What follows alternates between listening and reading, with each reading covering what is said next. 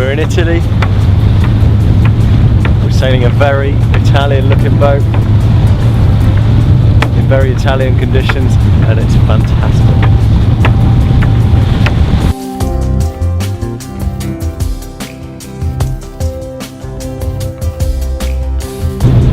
What you'll notice with these ultra clean, stylish aesthetics, you have barely a coach room. So you have a very shallow cockpit, really very little protection, short benches, not even a table on this. But what you do get is this. In this angle, sailing the boat, when the wind would quarter, you're just looking at 50 feet of clean deck in front of you. No lines, no nonsense, just the helm. It's a beautiful sailing pleasure. I'm sounding Italian now.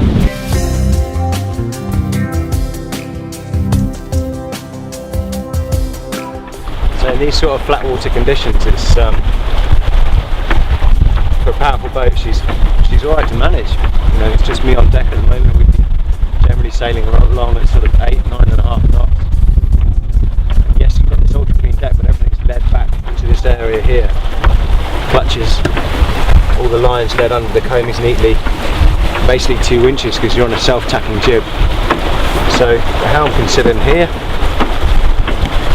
ease off the sheet quite easily. The same with the main sheet, and you've got powered, if you want them powered, speeds for the winches as well. So the Argentinian designer Soto Asabal has given this 50 some real flair to the aft quarters, which they arch out like this, and really direct steering, and you can feel it when we did have some breeze, but it just makes you think that in a blow, going downwind should be a real rocket and great fun to sail. So as you can see on the interior of the 50, plenty of light and space. This finish was done specifically for this owner. It's a whitewashed oak look, which is a bit different to normal. But that's indicative of Solaris. They're used to doing sort of semi-custom things like that. So they're used to building big boats, and now they're producing smaller boats in series, but there's still room for semi-custom aspects like that. It also means the finish quality is excellent, and the devil is in the detail. Some aspects I like particularly on this: there's a room for a twin cabin with offset bunks to port aft, so some nice drawer fridges to give you extra cold space if you want.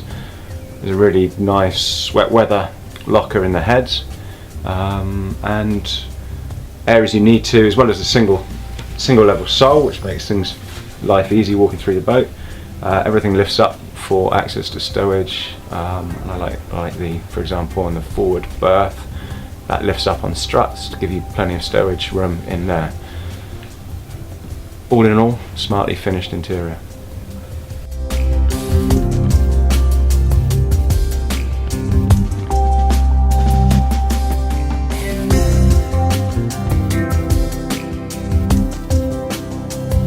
We've come here to Aquileia, near Trieste in Italy, to find out what puts the substance into these stylish boats.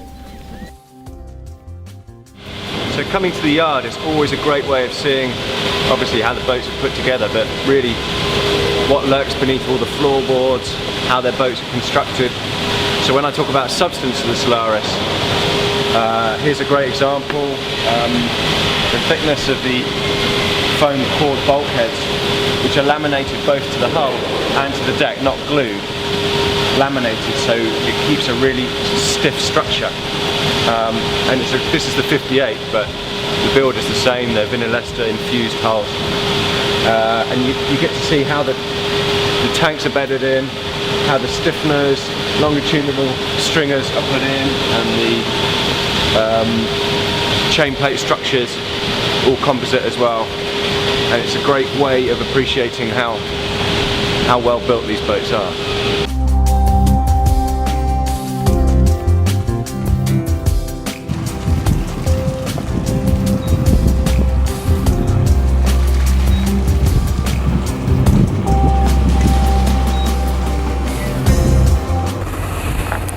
Three words I'd use to summarise the Solaris 50 would be luxury, style and performance. She's built and finished very, very well. The performance shines through when you're on the helm, especially in the sort of conditions we've had, flat water, light winds, where she'll outmatch the wind speed and is an absolute delight. And then there's the aesthetics, which when you look at the reverse bow style, this ultra clean deck, flared aft quarters, I think she's arguably the sexiest 50-foot monohull there is out there. So she really delivers on all those three things.